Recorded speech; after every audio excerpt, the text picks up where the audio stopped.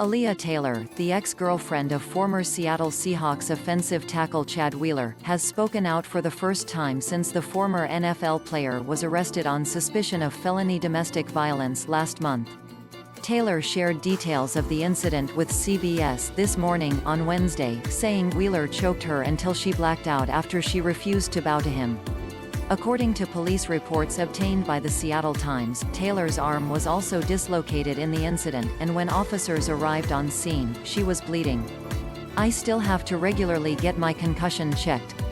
I have bolts, and steel, and a steel plate I'm gonna have forever in my arm.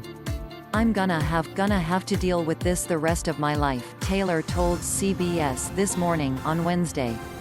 Wheeler has pleaded not guilty to 3 charges, including domestic violence assault.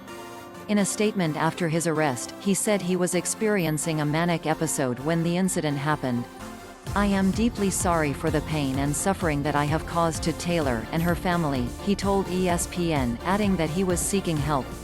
Taylor, who said she had been dating Wheeler for about 6 months before the alleged attack, told CBS that she knew Wheeler had bipolar disorder and believes he'd snapped into a dark place that night.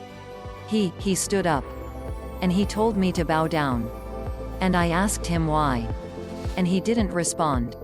He just told me to bow down again. And I told him no. And he immediately grabbed my neck. And that's when things began," she said.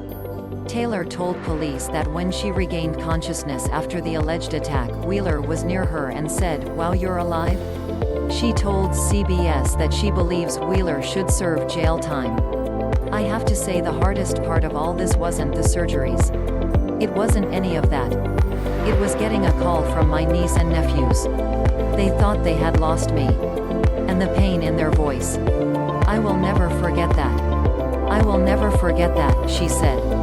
Wheeler was released on a $400,000 bail bond, and a trial is scheduled to start on April 6.